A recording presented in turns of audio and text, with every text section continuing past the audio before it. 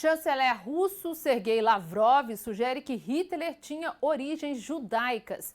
Israel e Alemanha criticaram um comentário. Tel Aviv exigiu um pedido de desculpas e convocou o embaixador russo. Berlim chamou o comentário de absurdo. Sobre esse comentário de Lavrov e também sobre os desdobramentos da guerra na Ucrânia, vamos conversar com o professor de Relações Internacionais, Manuel Furriela. Seja muito bem-vindo, professor. Obrigado por aceitar novamente o nosso convite aqui do RF News.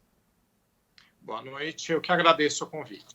O comentário de Lavrov já gerou uma série de repercussões internacionais. Essa tensão deve continuar aí durante pelo menos essa semana? Com certeza, o comentário é infeliz, mas ele faz parte, na verdade, de uma sequência de colocações completamente equivocadas por parte do governo russo, já que após a invasão, e conforme vocês mencionaram, aí há mais de 68 dias, quando houve a invasão, a Rússia tentou justificá-la com vários argumentos. Um deles era o de que a Ucrânia estava sendo governada por neonazistas, o que não faz nenhum sentido, e já na época foi mencionado, porque o próprio presidente, o Zelensky, é judeu.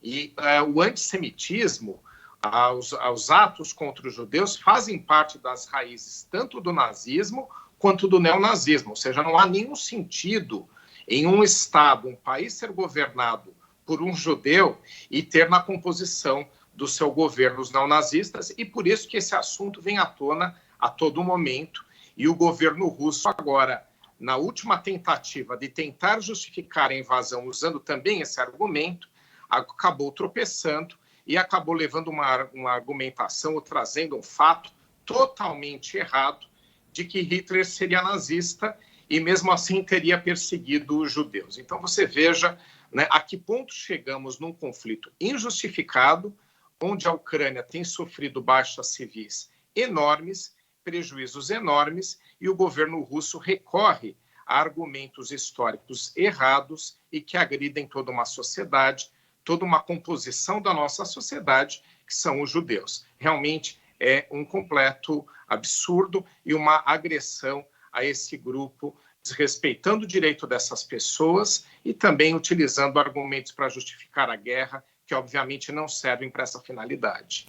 Professor, Lavrov também fez declarações que mexeram aí com o mundo, né? O senhor disse também que foram uma série de declarações que ele fez sobre se na verdade, nós estávamos aí à beira de uma terceira guerra mundial, e ele disse que seria perfeitamente possível. E aí eu quero saber a sua opinião, por que o Lavrov faz esse tipo de colocação?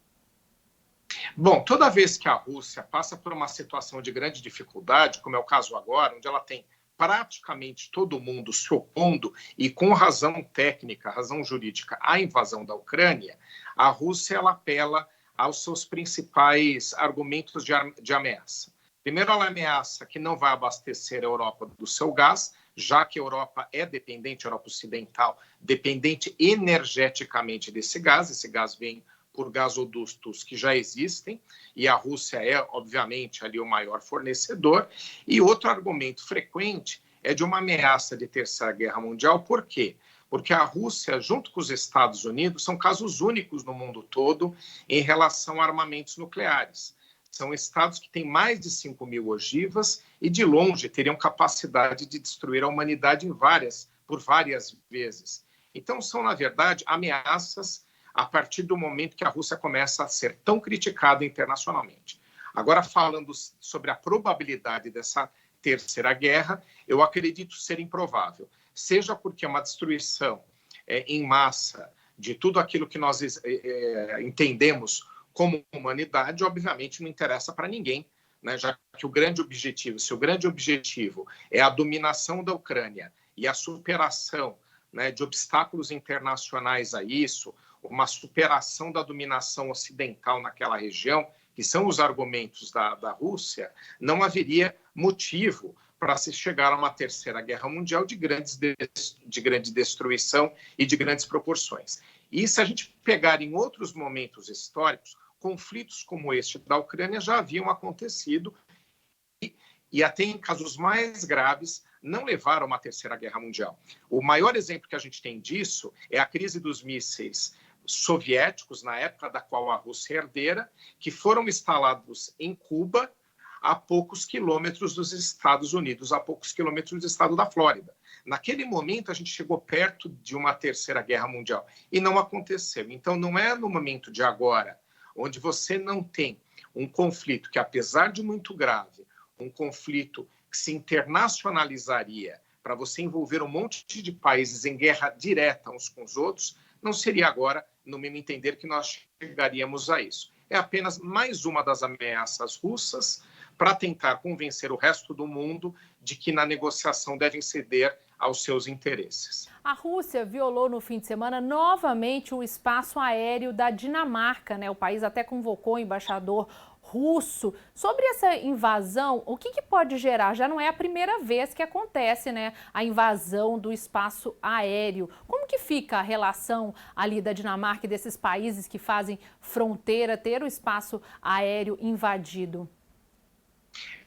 Que infelizmente, né, a gente quando imagina a guerra, imagina que as coisas são muito organizadas. Então, mesmo hoje em dia, com a sofisticação de tecnologia, né, o que torna mais difícil com que você invada sem saber o espaço aéreo de um outro estado, mesmo assim essas questões acontecem.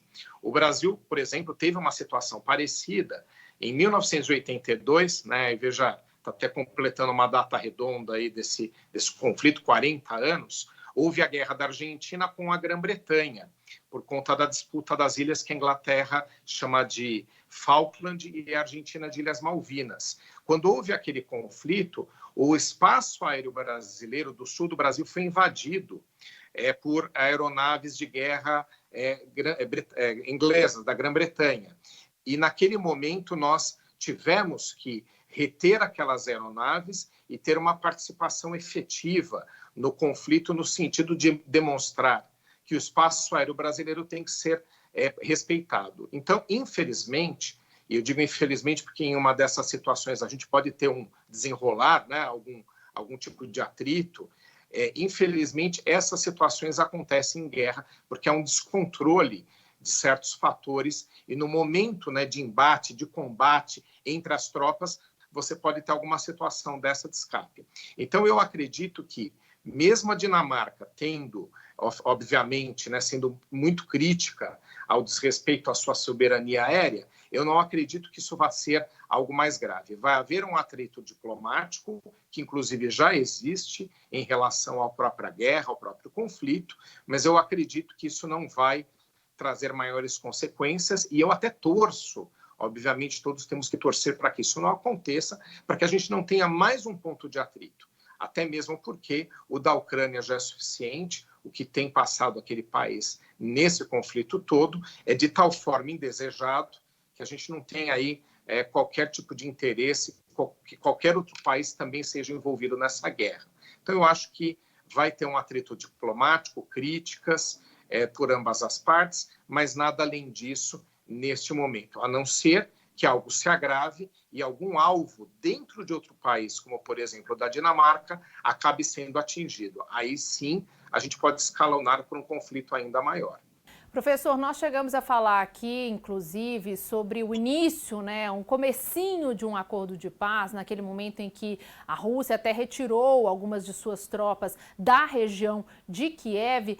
Nesse momento, né, qual que é a análise que o senhor faz nesse momento do conflito, né, onde Kiev ainda existe alguns confrontos, mas não tem aquela proporção daquele tamanho ali naquela região? Qual que é a análise que você faz desse momento da guerra? É um conflito maior ou menor em relação ao começo ali dessa tensão?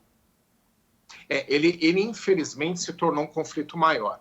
Nós tivemos, como você mencionou, só um momento de proximidade onde não saiu o acordo. E não foi só a Rússia culpada por o acordo não ter saído, a própria Ucrânia. Como a Ucrânia apresentou uma resistência às tropas russas maior até mesmo do que ela esperava, e o presidente ucraniano Zelensky ele não abandonou o território, como às vezes acontece em conflitos, quando você tem uma potência superpotência envolvida, né, que é o caso, obviamente, da Rússia, nada disso aconteceu, a Ucrânia se sentiu fortalecida. Porque nós chegamos num ponto de proximidade de acordo onde um dos principais fatores de desentendimento da Rússia e da Ucrânia em relação à neutralidade que a Ucrânia deveria ter ao não entrar na OTAN e não se aproximar do Ocidente, aquilo foi atingido. A Ucrânia ela aceitou ser um Estado neutro, não tendendo nem para o lado russo como do Ocidente, ficando neutro. Isso ela aceitou e a Rússia entendeu que isso era suficiente para resolver o principal ponto de controvérsia, o principal ponto de desacordo entre eles. Mas a Ucrânia, como eu disse, ela se sentiu fortalecida e realmente ela foi muito mais resistente, mais resiliente do que todo mundo imaginava, e o Ocidente começou a oferecer muita ajuda, recursos econômicos e envio de armamentos. Isso fez com que ela tentasse negociar uma situação ainda melhor.